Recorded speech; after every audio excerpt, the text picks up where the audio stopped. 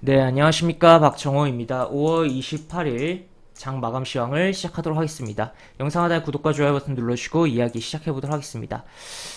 우리 증시랑 시간이 좀 겹쳐서 진행됐던 아시아 증시 먼저 이야기하고 넘어가면, 일본 니케이 225 상승했다라고 볼 수 있겠고, 일본 증시에서는 업종적으로는 은행, 금융 관련된 종목들이, 은행주들이 뭐 움직였다라고 보시면 되겠습니다.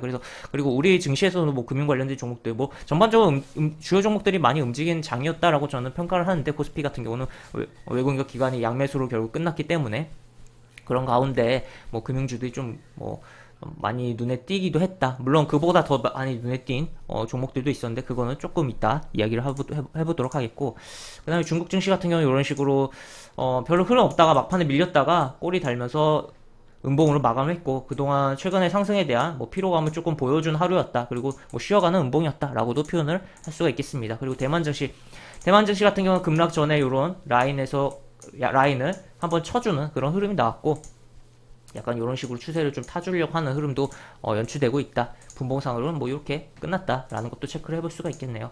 그리고 뭐 특징적으로는 이제 뭐 호주 증시가 조금 뭐 움직임이 좀 나왔었던 부분이 있었고, 또 뭐 필리핀 증시가 어제 뭐 움직였던 부분이 있었는데, 해당 부분은 뭐 제가 조금 뭐 확인은 아직 못했는데, 어쨌든 그러한 부분이 또 우리 뭐 아시아 전체 시장에도 뭐 영향 준 거 아니겠냐라고도 생각을 해볼 수가 있겠고, 오늘 MSCI 뭐 리밸런싱이 뭐 이미 뭐 어제부터 뭐 다 되고 한 부분인데, 뭐 그런 것도 조금 생각을 해볼 수가 있겠는데, 뭐 크게 뭐 그거 영향으로 뭐 증시에 뭐 움직임이 있었다라고 보기에는 좀 애매하지 않나 싶기도 합니다. 하여튼 그런 가운데 오늘 이제 매매 동향을 좀 보면, 매매 동향 보면 외국인 기관 이렇게 샀고, 어쨌든 금요일이라든지 하여튼 월 말로 갈수록 이제 투자 심리가 다운되고, 그리고 또 분기말 같은 경우는 외국인과 기관의 투자자들이 본인들의 수익 확정을 위한 매도가 좀 나올 수가 있는 부분인데, 하여튼 그러한 부분 가운데서 이제 어쨌든 금요일이고 뭐 다음 주 월요일이 있긴 하지만 5월의 거의 마지막 거래였던 가운데 뭐 최근에 뭐 금요일마다 뭐 시장이 그렇게 뭐 썩 안 좋은 케이스가 많지 않았던 것 같아요. 그럼 하여튼 조심을 해야 되는 부분인데, 날인데, 요일적으로 심리적으로 어쨌든 오늘은 좋았던 하루였다. 그 배경에는 금융투자가 매수가 있었다라고 보시면 되겠고, 뭐 대신 뭐 선물은 그 이상 퍼부은 하루였네요. 하여튼 그렇게 볼 수가 있고, 물론 이렇게 같이 현선물 플레이를 하는 부분이 있기 때문이라고 볼 수가 있겠는데, 어쨌든 이런 식으로 뭐 진행됐던 하루였고, 개인이 매도를 많이 했으니까 그만큼 어떻게 보면 코스피가 좀 더 뭐 종목들 흐름 전체적으로도 좋았고, 뭐 지수 흐름도 뭐 나쁘지 않지 않았나라고도 생각을 해볼 수가 있겠습니다. 특히나 오늘 양봉은 굉장히 좀 기대감까지도 만드는 그런 양봉이다라고도 표현해볼 수가 있겠으며, 그래서 오늘 증시에서 뭐 가장 뭐 핵심이라고 하면 무엇이겠냐라고 봤을 땐 결국 자동차 대표주였다라고 보시면 되겠고, 우리 국내적으로는 이제 개별 소비세에 대한 부분에 이슈가 있었고, 또 추가로 이제 글로벌적으로는 GM이 이제 공장 가동을 한다라는 이야기가 나오면서 반도체 부족에 대해서 이제 끝나가는 거 아니겠냐라는 논리가 좀 작용했다라고 볼 수 있겠고, 증시가 지지부진하는 가운데서 사실 자동차 쪽에 대해서는 기관이 자꾸 찝쩍거린 부분이 있었어요. 그리고 상대적으로 주가가 덜 밀리기도 했던 부분이 있었고, 뭐 그런 부분인데, 그런 가운데서 움직임이 나왔다.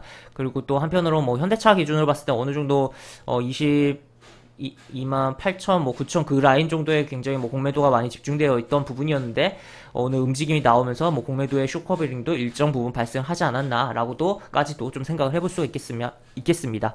그래서 이렇게 보실 수가 있겠고, 근데 생각보다 뭐 그렇게 화려하게 뭐 물론 하락 종목이 더 적긴 하지만 뭐 화려하게 상승 종목이 많았다라고 보기에는 조금 애매한 장이었다라고 보시면 되겠고, 어쨌든 이렇게 보실 수가 있겠으며, 또 외국인 같은 경우는 지금 매수가 이렇게 들어오는데 환율 때문 아닌가도 좀 생각을 해볼 수가 있겠어요. 환율 보시면 지금 여기서 이렇게 갈 것처럼 막 하다가 이렇게 빠박 떨어지면서 움직임이 나오고 있습니다.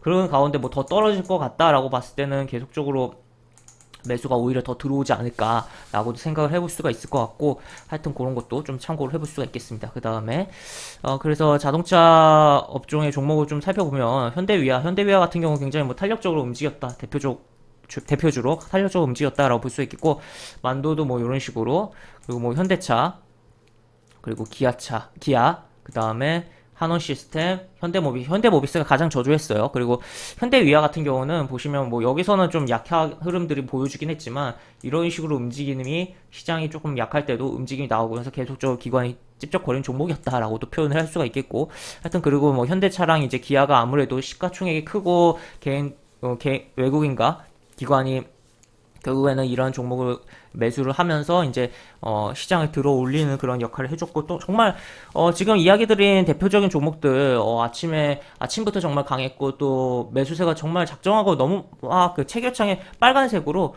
덩어리 매수 물량이 막 이렇게 있었어요. 그래서 하여튼 그러한 흐름이 오늘 뭐 재밌게 나왔다라고 볼 수 있고, 뭐 한 번에 뭐 억씩 이렇게 매수가 막 들어오기도 하고 그랬는데 몇 억씩, 하여튼 재미난 흐름이었습니다.